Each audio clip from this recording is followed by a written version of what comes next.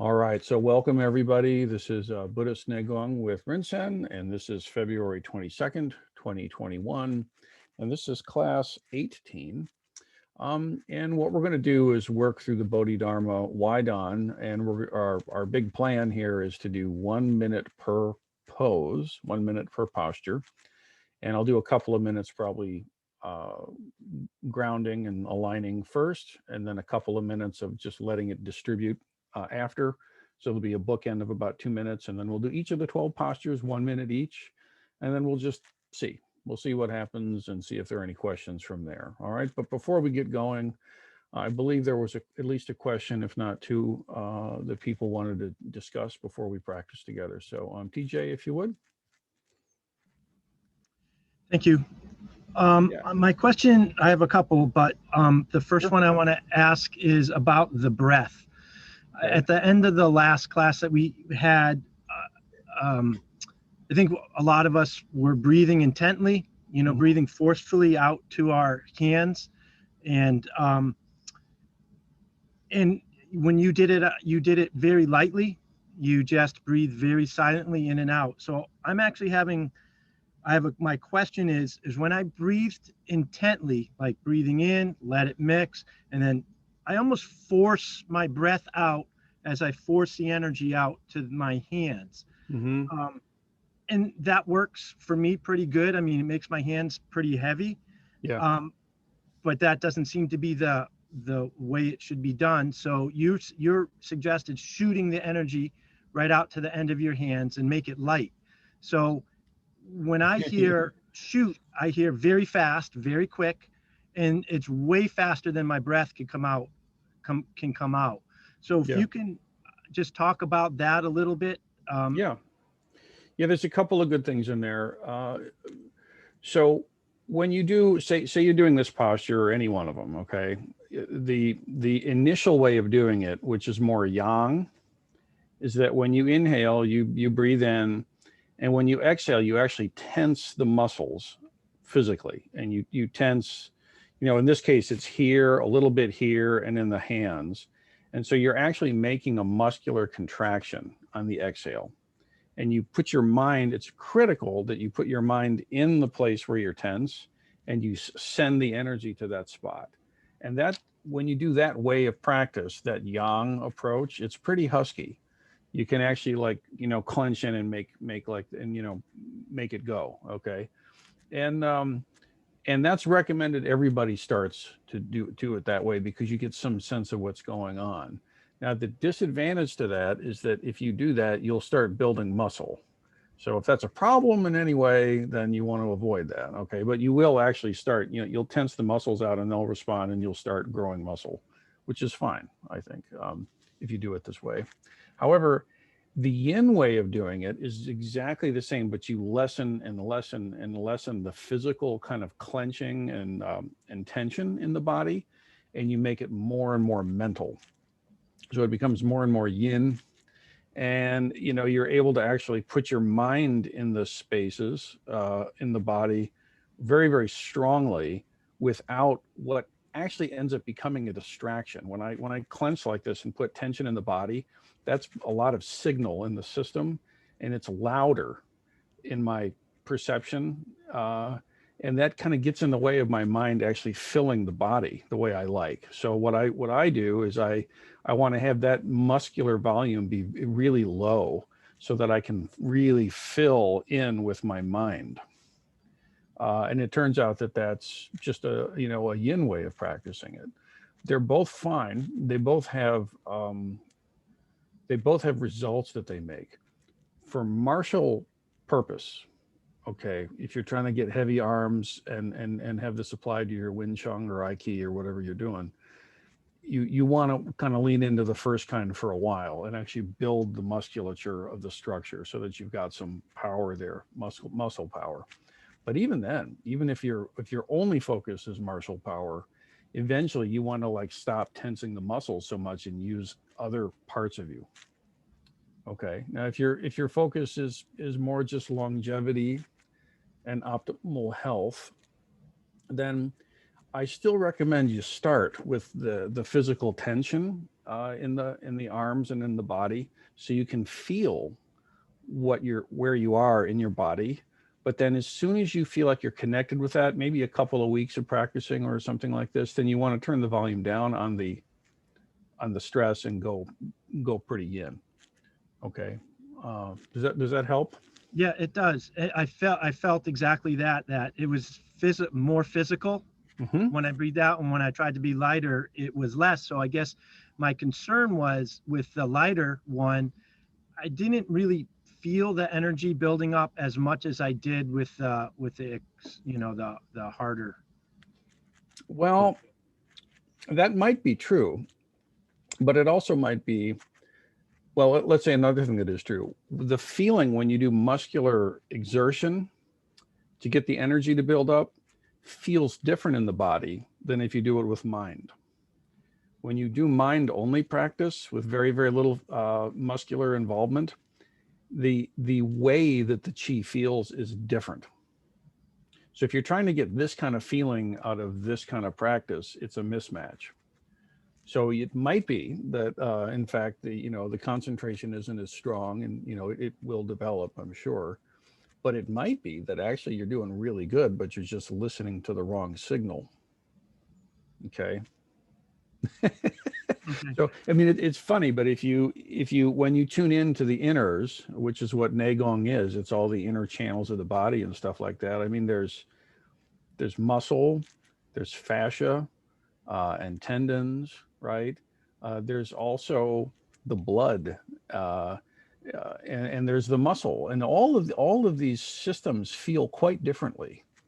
Most people cannot feel the blood in their body. Most people cannot sense the workings of their organs, and maybe better off. I don't know, but when you start really paying attention to it, the felt sensation of, say, body fluids and blood is a very different feeling than working on fascia.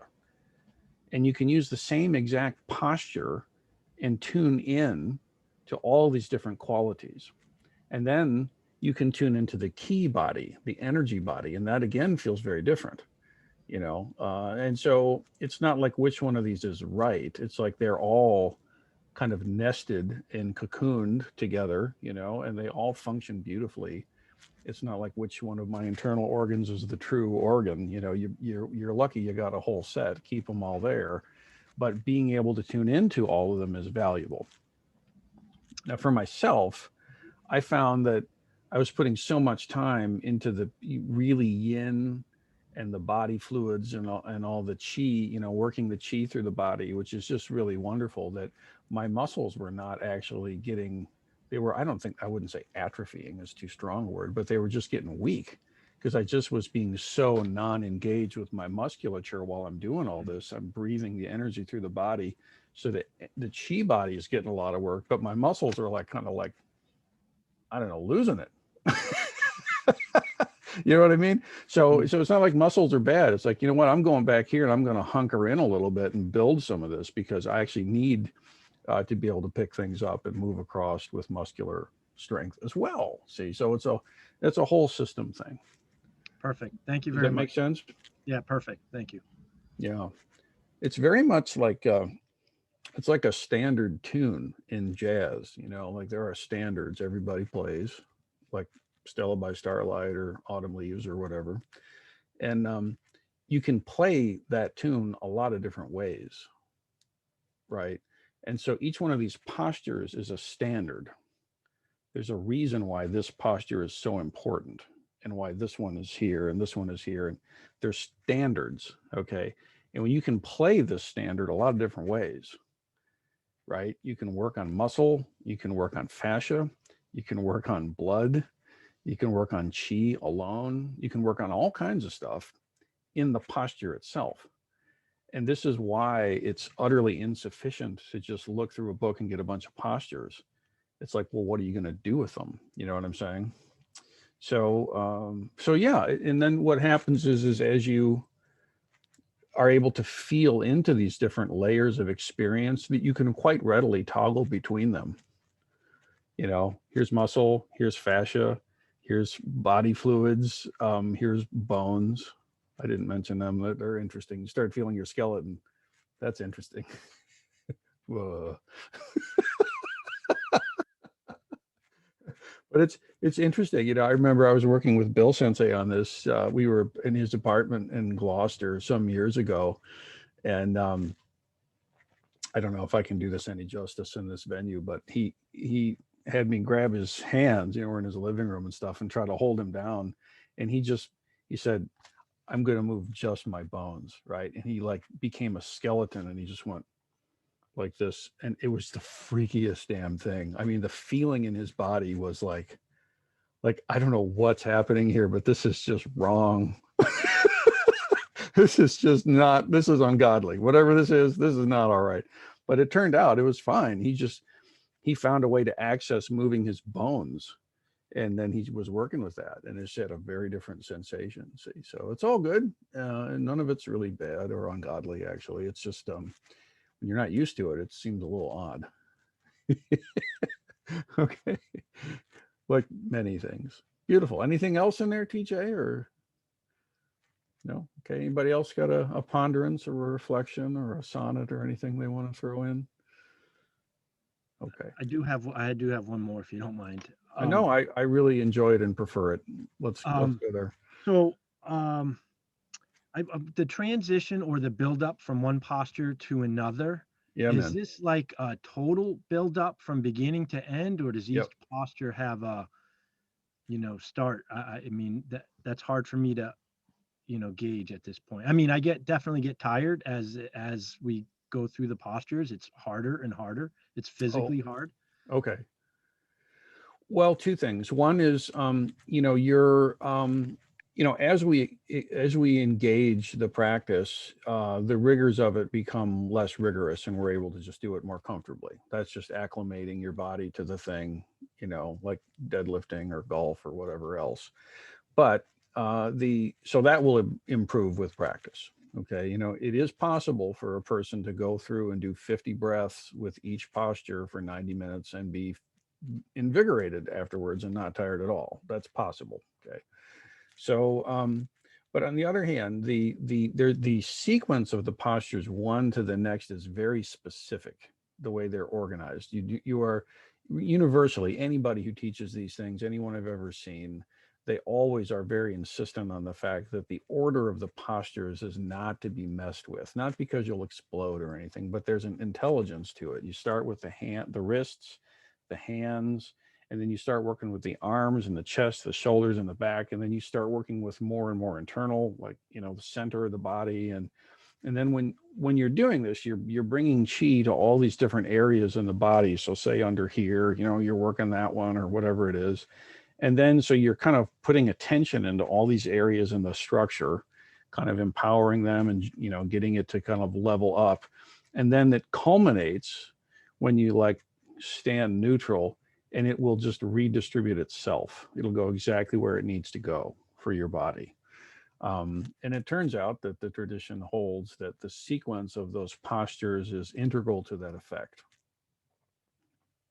So there is a cumulative build that goes on. But, just energetically, when we're not used to conducting that kind of energy, it can tax the system. And so I think it's wise to listen to one's body and pay attention.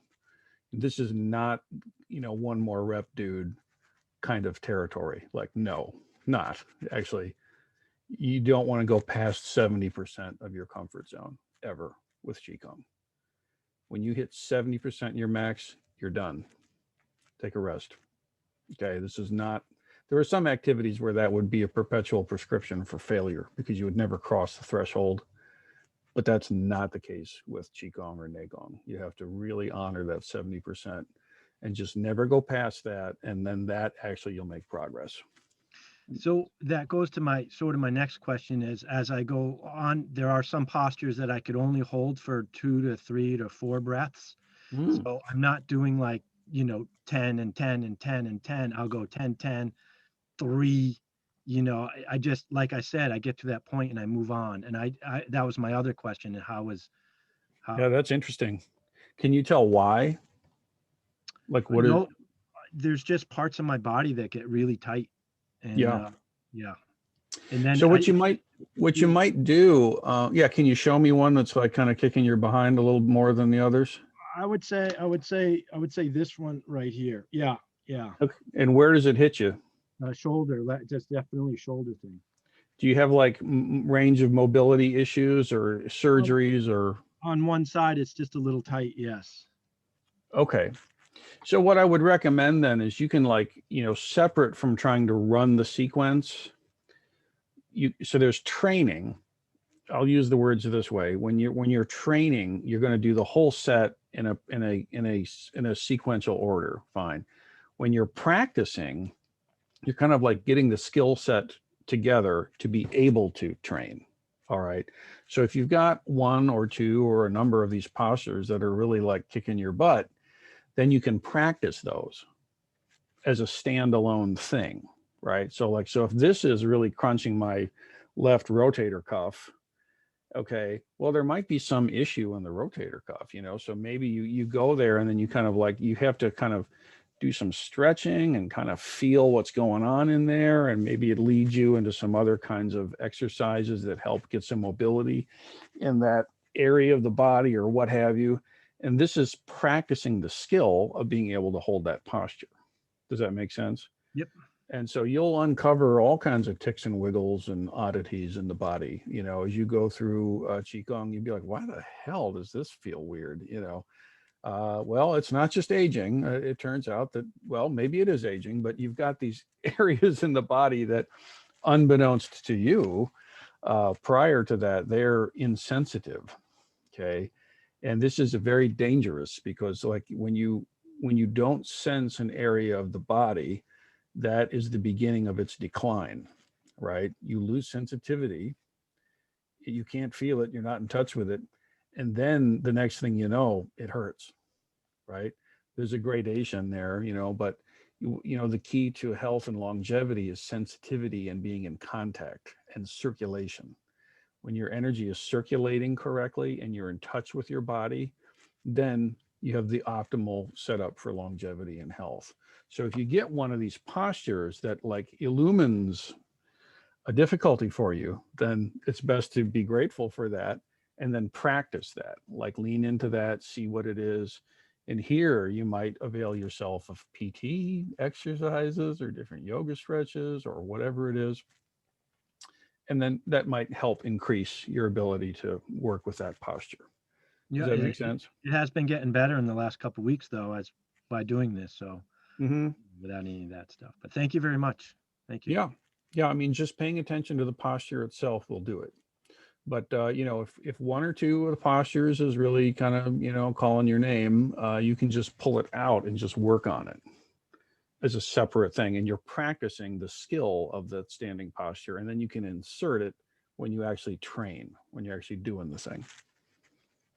Okay. Thank you. Yeah, it's it's a common source of injury in athletics. People start trying to do the activity, but they don't know how to do it, and so injury comes.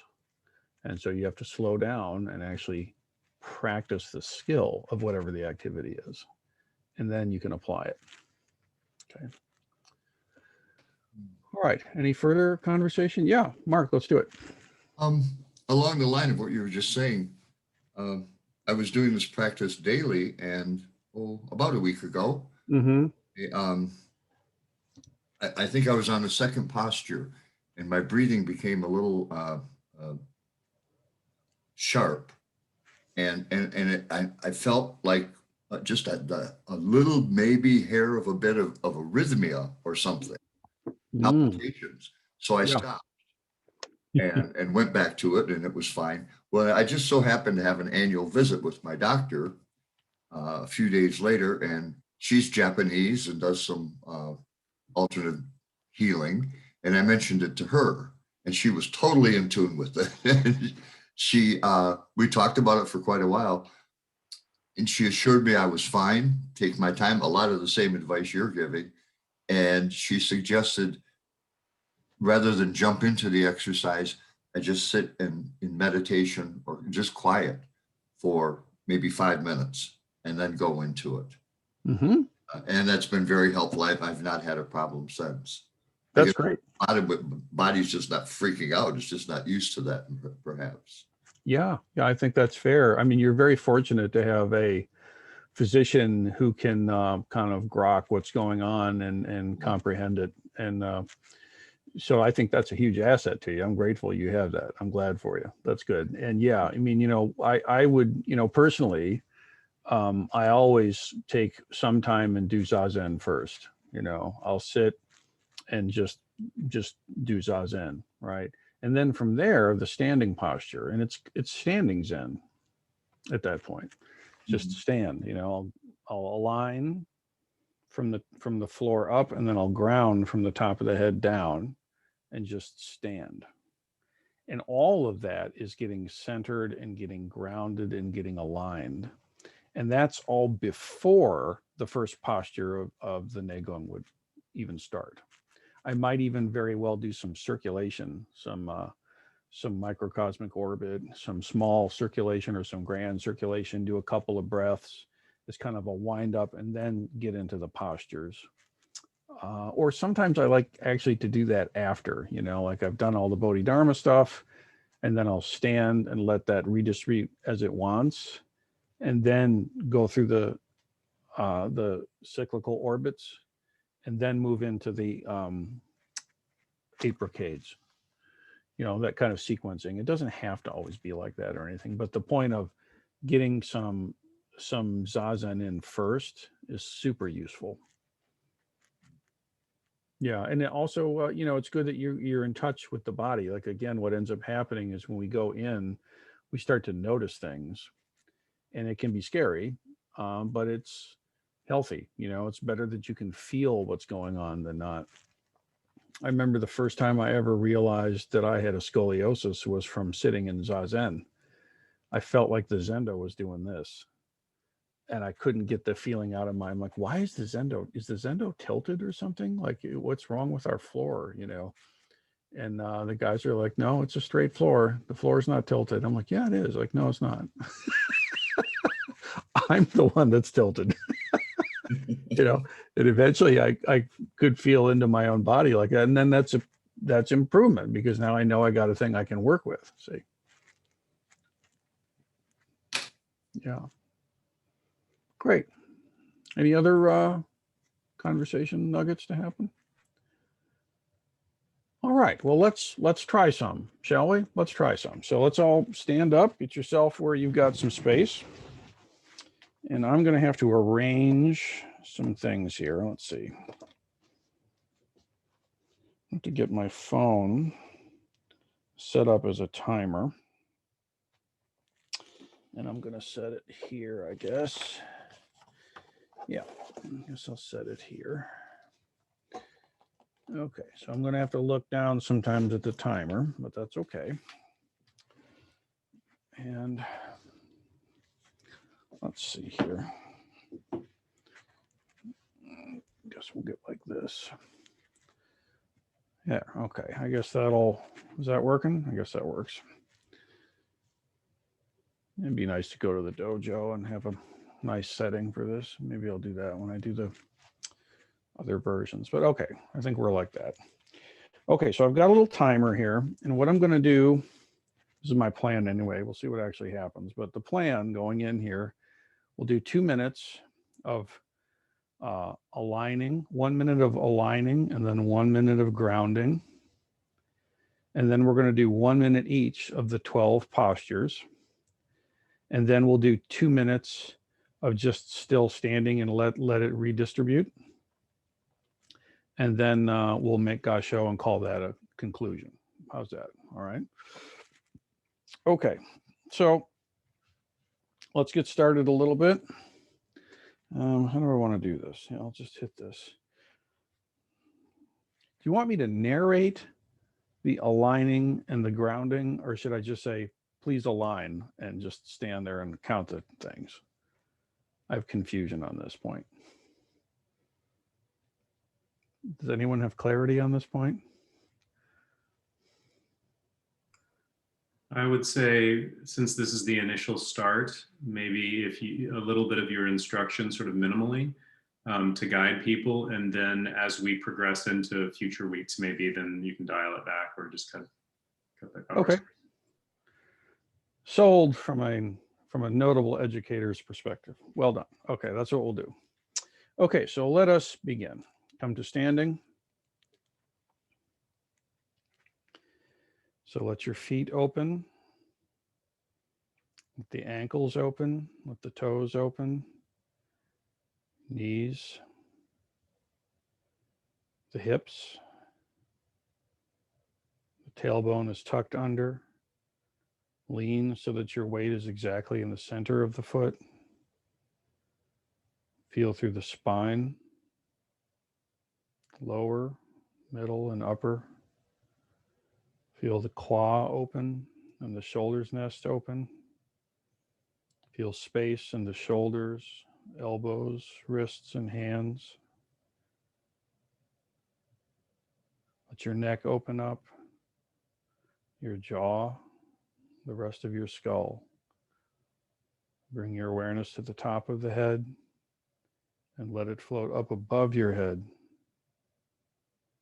And then gently but consistently let your awareness scan down through the body. Let everything sink through the skull, through the neck.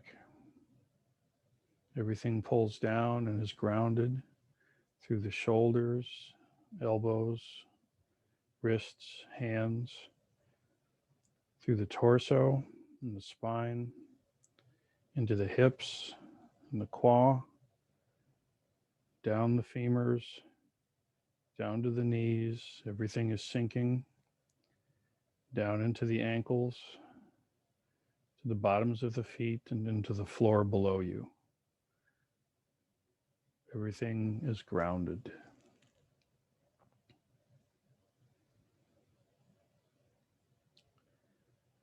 Posture 1, bring your palms so that they're facing down and the fingertips are extending in front of you. Breathing in from the feet, the arms, and the head into the 1 point, and exhaling down into the wrists.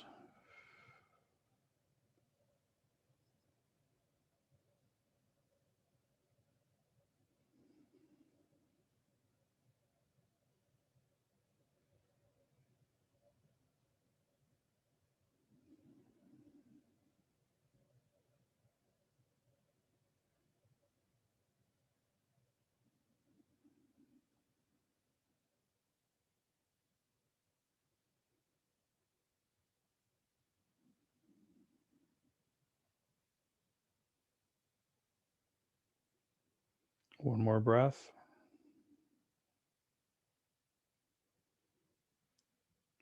Posture 2, closing the fists, thumbs are pointing towards each other and lifting up slightly. Breathing in through the whole body, through the 5 gates, into the 1 point. Exhaling, send it down to the wrists, to the thumbs.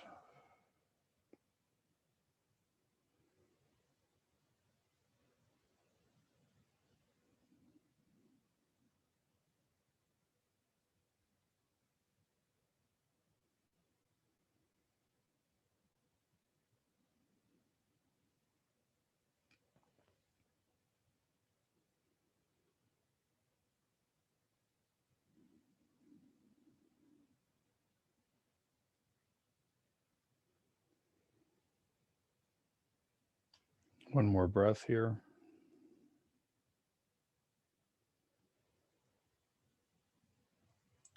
Closing fists, pointing the fist down. Breathing in through the body. Draw everything to the hara, to the 1 point. Let it mix.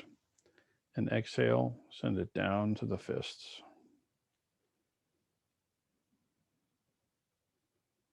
Also, this goes to the outsides of the arms.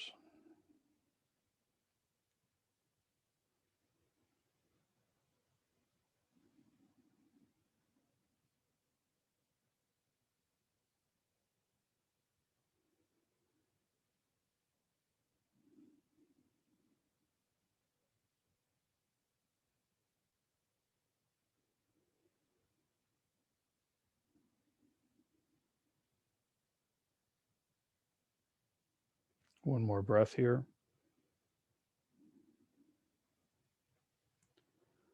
Posture 4. Gently bring the arms forward.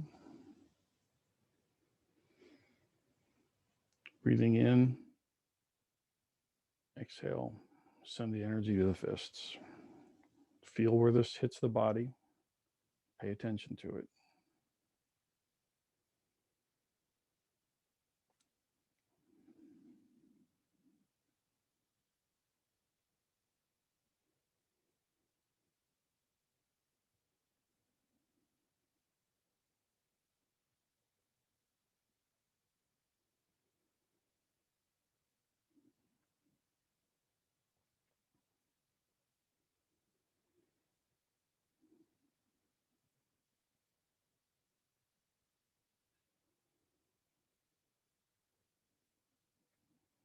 One more breath here.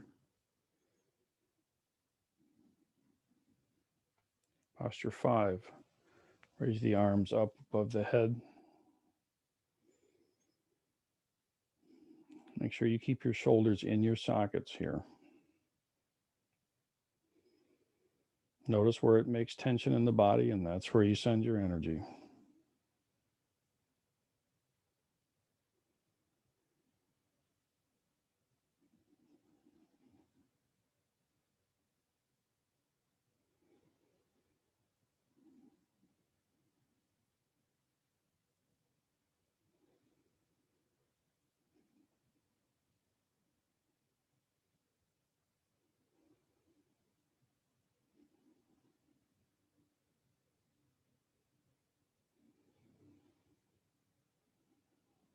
Stay with it. One more breath here.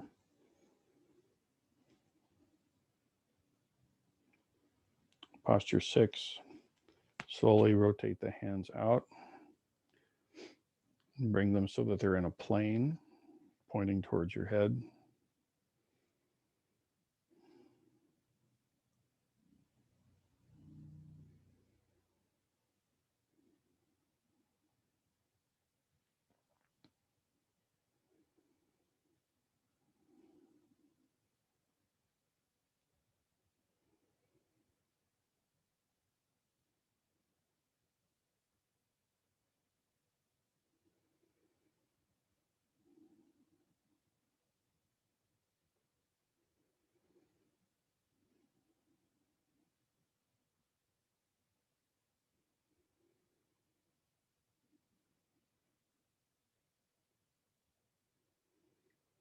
One more breath here.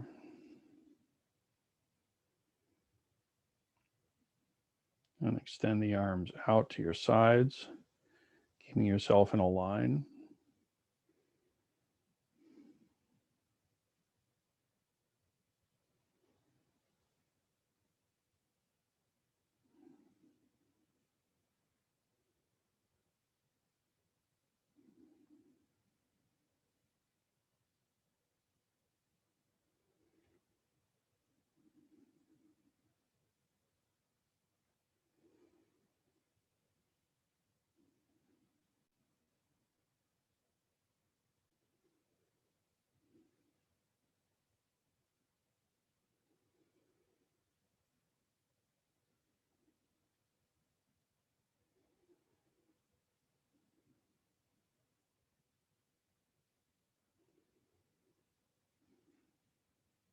One more breath here.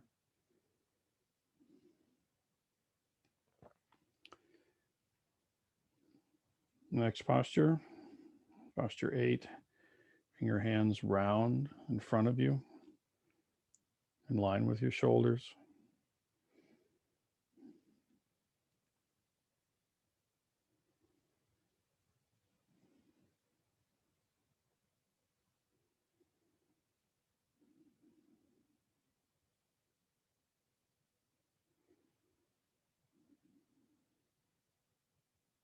It should be very round.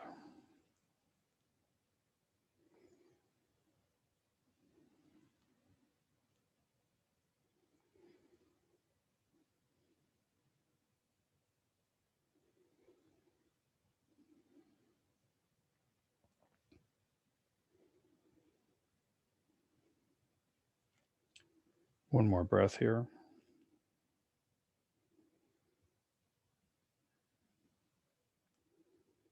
Next, posture 10. Palms again face out, but you bring them in front of your face, facing each other.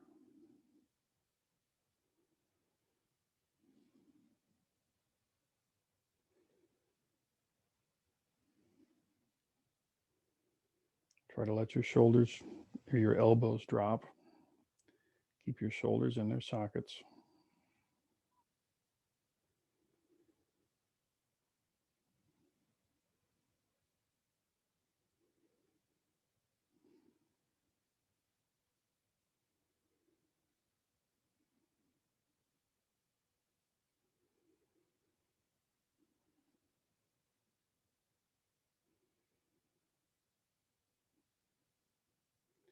One more breath here. 10. Bring your arms up. You want a 90-degree angle in the elbow in this case.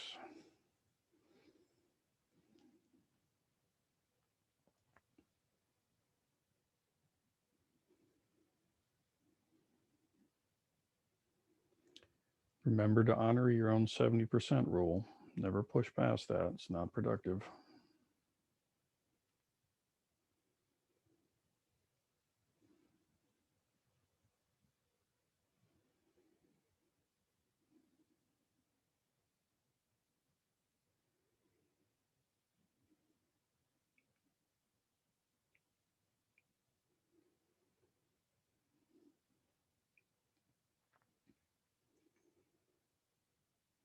One more breath here.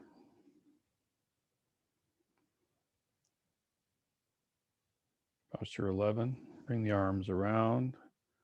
The palms are facing down and the fists are facing each other. Again, you want this to be round feeling.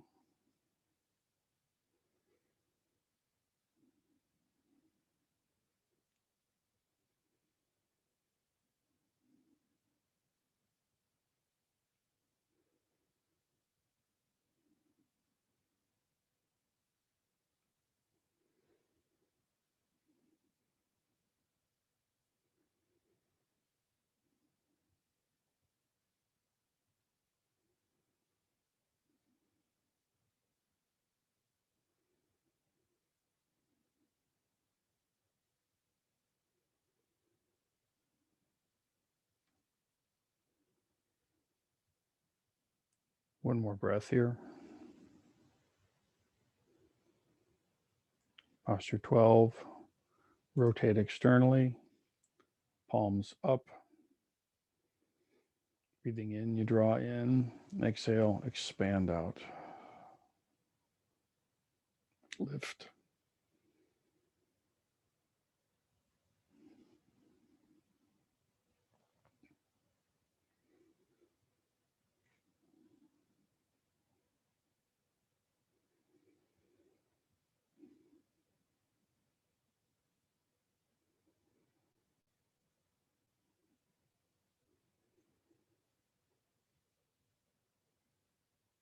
Any tension in the body, breathe it right out to your arms.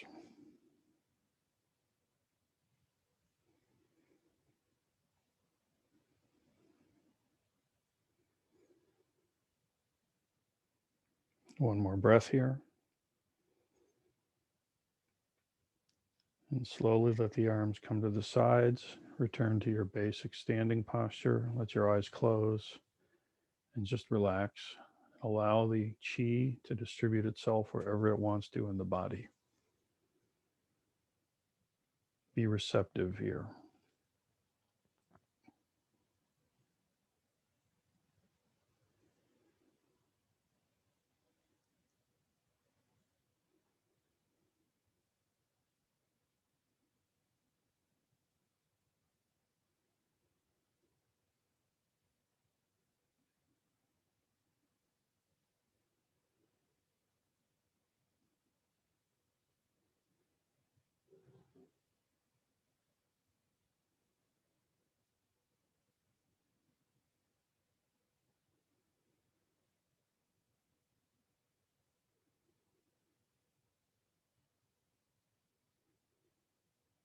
One more minute here.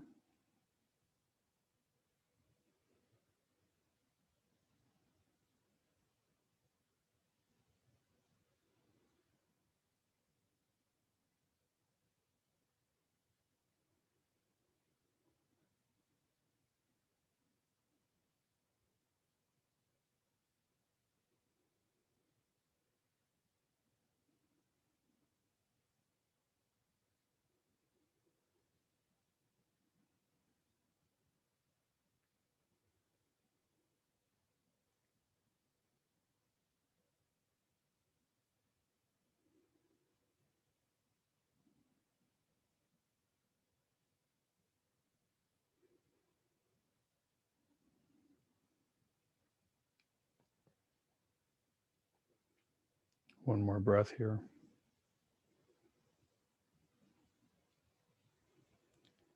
And bring the palms, bring the hands palm to palm together in Gasho.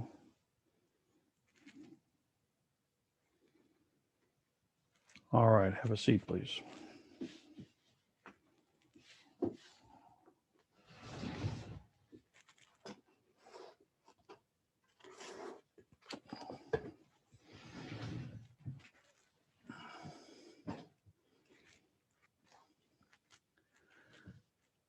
Okay, well, congratulations. If you've never done that before, you can now never say that again.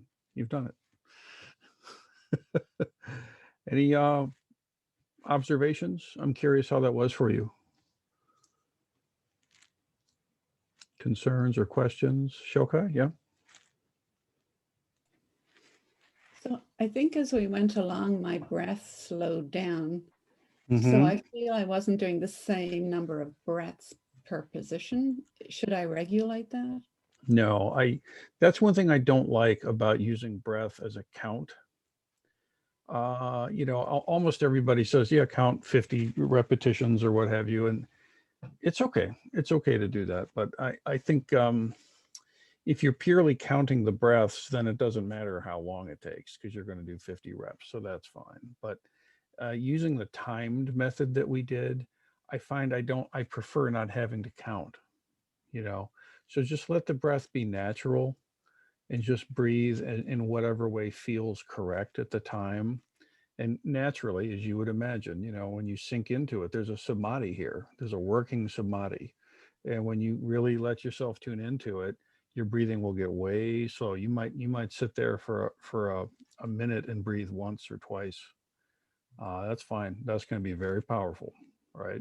So you don't have to worry so much when you think about the timer way of doing it, how many breaths they are. Just make sure that they're really full contact breaths. Does that make sense? Yep. Okay. I think particularly too, if you're ever guiding folks in this somewhere someday, and they're in the beginnings of Zen training, if you think about it, they're sitting there counting their breaths: in one, out two, in three, out four. So they got those numbers. And then they go into a body practice at session and they're counting 1, 2, 3, 4, 1, 2. And it's too much numbers. you know what I mean? So there's just some thoughts about that. Anybody else? Let's see. I think I saw Tammy, and then Laura. Tammy, please. I need you to unmute, Tammy.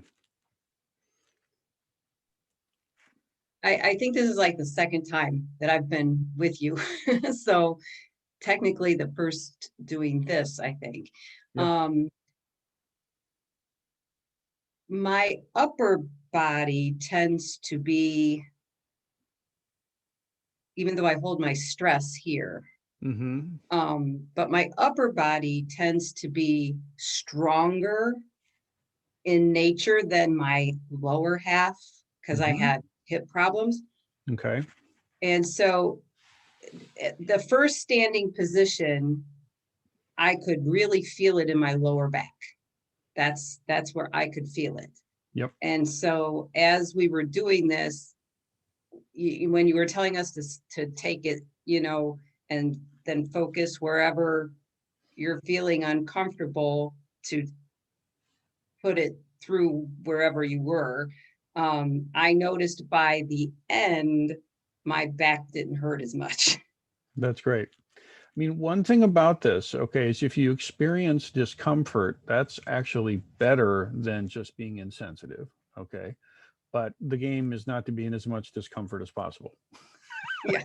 There are far quicker ways to achieve such an outcome, you know. So what we're trying to do here is when you feel discomfort in the body, like for example, I have a chronic condition in my spine. I've got a mild scoliosis. It's enough to be a pain for me though. So if I'm doing this, any one of the postures, and that spine starts talking to me in that old, you know, good morning heartache kind of way, my old friend here, right? What I'm going to do is I'm going to breathe in. I'm going to breathe everything into that spot. And then when I breathe out, I'm going to literally take that sensation and send it out to the hands and bring it. So you're literally pulling it out into the posture. And then I'm going to keep it there. And then when I breathe in again, I'll breathe more chi into that area and then breathe out, send it again out. And you're pulling the poison out.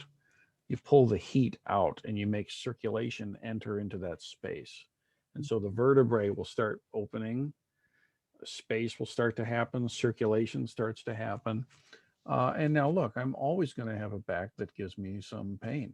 That's just, you know, I don't think that's a solvable thing as long as I'm alive, but I can reduce the inflammation. I can reduce the stagnation. I can reduce the pain, and I can increase the opposite of all those things. And it works. And so what ends up happening over some years of doing this, when the back starts to give me problems, my body automatically takes the pain and sends it out and brings energy in. Like as soon as I get a sensation of discomfort somewhere, the body brings chi and flushes it through because I've trained it. So it becomes kind of like a self-regulating thing, actually, kind of automatic. Yeah. I don't know if I that- heard that very clearly when you said that. And so that's, you know, I was able to do that and that was great. Yeah, good. That's great. It's great. You could access it that quickly. That's very auspicious. You know, and I would say if you've got, you know, if you know you have hip issues, you know, legs are a big deal. You know, they're the seat of health and longevity. So you want to make sure if you've got injury or surgery or what have you, you know, even if you've got nothing left of a natural hip and it's all bionic person stuff in there, you can still bring the chi through it. It doesn't hinder it at all. You can still bring your mind through that space and run the chi and help the circulation. The chi energy of the body continues regardless, as long as you're alive, right? So, so yeah, what I would suspect is that over some amount of time focusing on this, that area will get stronger. Great. Thank you. Good, thank you. Laura, you had something to connect about? Yeah, this is kind of like almost along the same lines because I just don't have the upper body strength to hold my arms out for the long. Yeah. Yeah. You know, pandemic laziness, I guess. I was trying to figure out how I can, if I had to take, I was able to make it through it, but if I had to put my arms down, not to be able to make it obvious about what I'm. It's okay. No, it's Yeah. okay. You know, I'm not keeping score or anything. It's fine. You know, Well, what you would do in real life is if you know, say you're doing this posture and like you're cooked, like this one is just, okay, I'm done now. You just move to the next posture. You well, know, I wasn't even thinking for obvious wise, just not to lose what you're doing, the flow.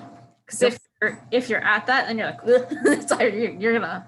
It's true. And you know, it's not unlikely that might happen as well. And if it does, it's okay. You just get back on the horse. It's no big deal. You know, again, you can't really train until you've practiced enough that your body is able to do the training. So until you're training, you don't judge yourself against a training standard. You judge yourself against a practicing standard. So I'm practicing the skill of these postures in order that I will be able to train them. Does that make sense? Yeah. So yeah. So, you know, if it takes you, I don't know, a year or a month or a week or whatever, a decade, it doesn't matter. as long as you're making progress, then you're making progress. You know, as long as you're engaging the thing and improving, then hell, you're engaging the thing, you're improving. You're better than you were the day before. It's win, you win, right?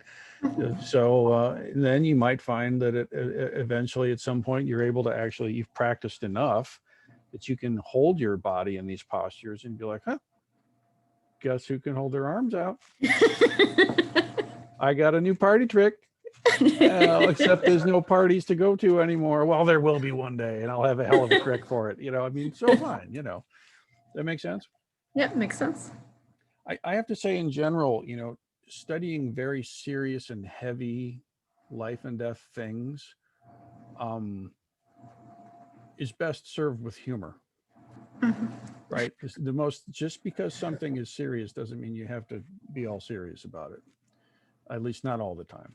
At some moments you do, and there's just nothing funny about it. But actually, the skill of humor is like lubricant in the gears of progress and learning. It just is, because when you're learning something new, you're confronting edges and barriers, and it's scary, right? And it's unknown, therefore it's uncomfortable by definition, just by definition. And so, you know, a little bit of humor here and there, you know, you squeak on through. Okay, anybody else? So on, yeah. You have to unmute, so on. While he's figuring out how to unmute, I'll say one more thing about that. You know, if you're doing something serious, that's yang, and humor is yin, right? So if you get really serious about a very serious thing, and you live like that, and you inhabit that space like a lot, it's too damn yang, and it'll snap. You need yin to be able to do the yang. This is just kind of how it is. So on, can you speak now? Yes. Ah. Then please, sir, I bid thee speak. There's a question in the chat from Brenda. There's a question in the cat. In the cat. We're not doing koan study right now. Question in the What cat. is this? How embarrassing? How out of place? What are you saying? Yeah. What are you saying, man? What is this? There is a question in the chat. Oh, Brenda. oh, look at that. Well done. Between 6 through 9, trying to learn how to control the crease between the shoulder blades. Yeah, I think I know what you're pointing to, Brenda. Okay, so let me look at here. Okay, when you're doing this kind of thing, or this kind of thing, you want your shoulder blades to kind of be, how do I say this? Your shoulder blades are coming in towards each other in the back, and your front is coming in towards itself also. So it's kind of going like this. Okay, you don't want the shoulder blades to touch and have your elbows go behind you. That's like way too much. Okay, but you don't want them to be just slack. You have to remove the slack in the body. That's part of how you know, like, how do you sustain a posture like this or like this? You know, you have to pull up all the slack in the body without getting tight. And so there's ways of, you know, the shoulder blades are coming in like this. The chest is coming in like this. This arm is pulling out, but this shoulder is pulling in. And that's happening over here too. So there's all these complementary antagonistic tension lines in the body that are all lightly engaged. And so what ends up happening is you've got a little support strut here, complemented by an antagonistic support strut there, and they're just taut. They're not, you're not ripping, but they're taut. There's no slack, okay? If you go too far, it becomes tense and you rip stuff. You don't want to do that, but there's no slack. So just that feeling of, like, if you take your shirt and 2 points and you pull it just enough that you can feel there's a connection, that's like what it feels like when you're talking about fascia. And so you want the shoulder blades to like just be tending towards each other, and you feel what that does. And at the same time, you have your pecs kind of tending towards each other, like winding this way, and you feel what that does. and they oppose each other, and it goes whoop, and then there's no tension, or there's no slack, I should say. Okay, if I just relax and kind of sit there and kind of just think about put my arms up, they get really heavy really quick, right? If you extend and draw in and feel how your body winds around, then you can actually, you're a hell of a lot stronger, but you're not tense. That's neutral. And then when you breathe out into a point, you're deliberately causing tension in those spots for the purpose of training, by sending your mind there to bring the key there. Kind of like if you do a push-up, you're actually putting stress on your body when you do the push-up or whatever it is for development sake. Okay. So you can imagine if you're trying to do a chin-up or a pull-up or something, if you sit there and your arms just like, you're just kind of hanging there, you're not going to be able to do it. You have to pull your shoulders into each other, pull your arms into their sockets, so you have as much tension going this way in the structure, and then you can pull down, but actually you're drawing up, etc. It's something like that. Okay, is that helpful, Brenda? Seems that way. Good. All right, anybody, any other comments or anything? Kaishan, please. One of the things that I notice when I practice this, and then I go through the cycle of all the movements and then come back to that neutral posture and let it settle, that there's a really different quality I find in the feeling of the key as I'm doing the breathing and the position, versus when I come back to neutral at the end and everything's just settling. Like I find like there's physical movement even in that settling. Oh yeah. Like involuntarily. Yeah. Yeah, no, the body, you know, when you do this and then you kind of stand there, everything starts to circulate. You know, when you'll feel it when the more time you spend this, when you go from here to here, it's like a catastrophic event in the body. I mean, it's not catastrophic, it's a seismic event in the body. Like if you've done this for, say you're up to 10 minutes here, okay? You've been doing that for 10 minutes now, okay? Now, when you actually start moving here, your body goes, whoa, wait a minute, dude. Oh my God, look at this. Woo. And it's like this whole other world up here now. And then you do that for 10 minutes. And then it's like, oh my God, look at this. You know, it's a whole other feeling when you get there. You know, you have to have enough time to have steeped in those postures to get that. You're not going to feel that in a minute. But each one of those postures is a very different key signature. They're a different feeling in the body entirely, and they're very partial. Each one of them is definitely partial, and necessarily and productively so. I mean, you're putting energy in a certain place that's different when you go here. You know, this is a lovely one. This thing, when it's in front of you, this whole area becomes, it's, you know, it's hard to talk about, but this one is great. You know, these feelings in here, this whole area goes right. And each one of those is a universe. Each one of those is a world to be explored with its own atmosphere and ecosystem and everything in the body. You know, it's almost like a I don't know, a different animal. This is a cat. This is a dog. This is a zebra. This is a lion. This thing's an alligator. You know, whatever. They're different. They're all aspects of the self. But when you're done with all the different animals, or all the different specific trainings, and you go to neutral, then instead of it being specific, it goes wide, and it's variable, and it self-organizes. So a lot of people report that it feels very airy or buoyant. It feels very enlivened, you know. It can feel all kinds of ways, but it does have a different quality. You know, that's the moment of release and integration. I'm glad you can feel it.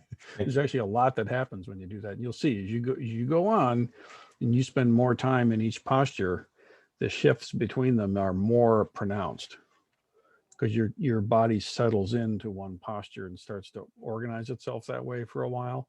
And then when you shift, you can really feel it.